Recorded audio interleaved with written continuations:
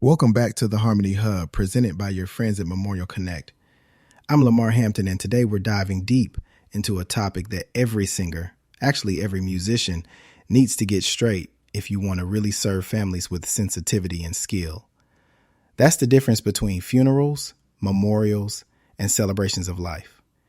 You know, I tell you, when I first started in this field, all these terms kind of blurred together. I know a lot of musicians feel the same way.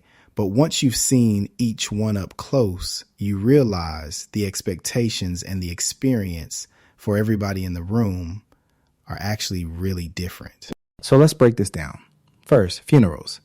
Classic, formal, and honestly, usually somber. The body is present. Most of the time, you're singing in a church or a funeral home, sometimes even at a graveside. And the sequence is, well, it's set, right?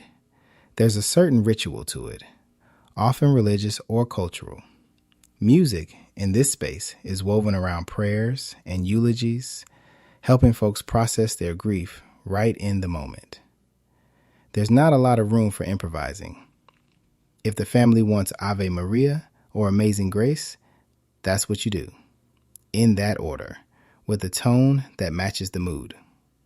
Oh, and yeah, if you're wondering, dress code, think formal, dark, respectful, no wild colors.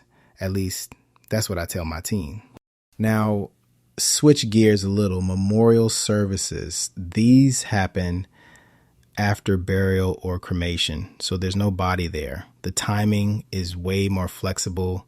Might be a week later, might be a month. Honestly, sometimes it's a year later. You'll see these in church halls, but also at parks, restaurants, even someone's backyard. The energy shifts. You still get some solemn moments, but there's more space for personal stories, humor, and music choices that actually reflect the person's life. One Memorial Connect member recalled one memorial where he was asked to sing both a spiritual and a favorite Beatles tune. That's the range you get here. And you as the artist are often invited in, not just to perform, but to help create a warm, memorable atmosphere. And then celebrations of life. These are really something special. I'll never forget when a Memorial Connect singer shared that her first celebration of life booking was on a beach, sun just starting to set, sandals everywhere, umbrellas, laughter. She said the vibe was almost like a reunion. Everyone dressed in the loved one's favorite color, and the music all upbeat with people singing along, sharing stories. It felt totally different from what she was used to at her earliest funeral jobs. Here, families want to laugh, to tell stories, even to dance a little. The venues are all over the map: bars, vineyards, zoos, you name it. It's about joy, personal touches, memorable tunes. Honestly, your creativity is really welcome in these environments. So if I had to sum it up for fellow musicians, funerals are about structure, reverence, and supporting traditions. Memorials blend that respect with a little more flexibility. Celebrations of life are all about personality and uplifting memories.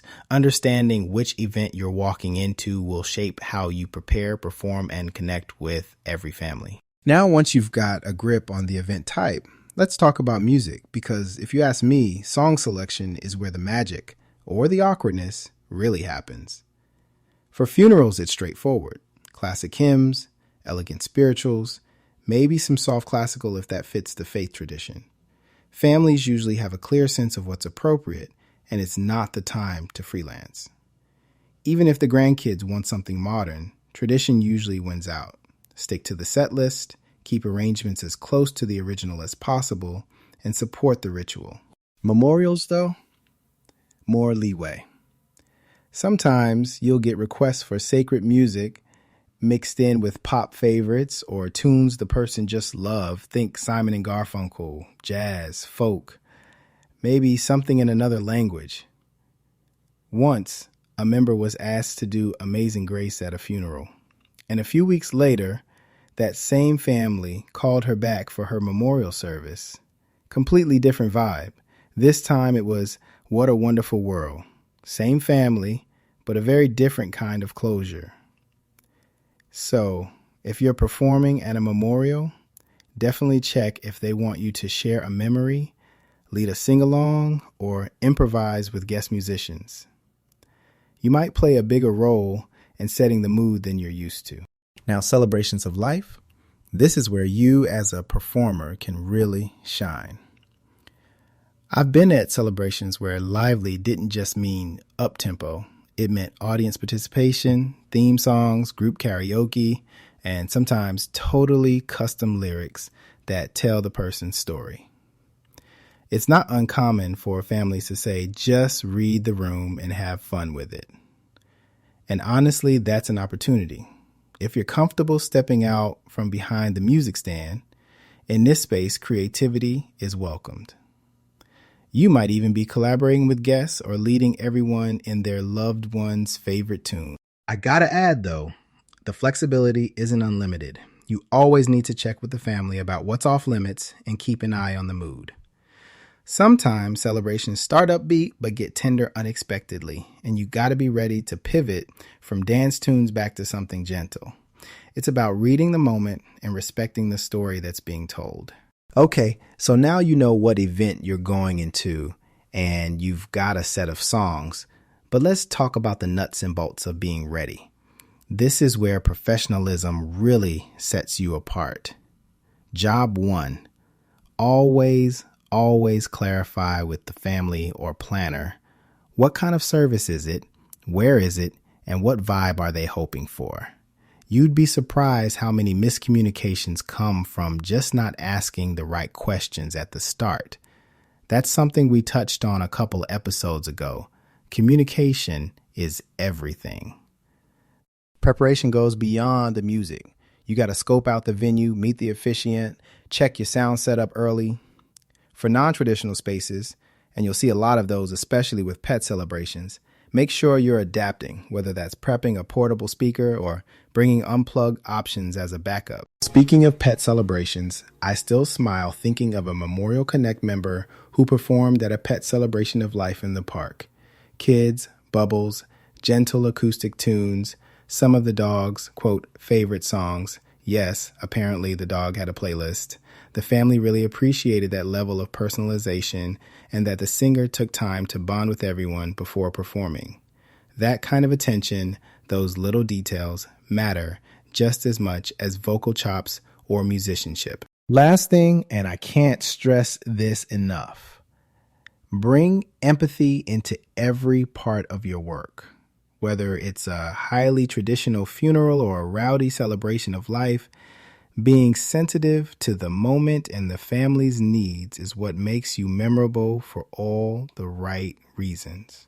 Stay open to requests, be adaptable, prepare, but don't be afraid to improvise a little if the moment calls for it. And honestly, just be present. People won't always remember every note, but they will remember how you made them feel. That's it for today.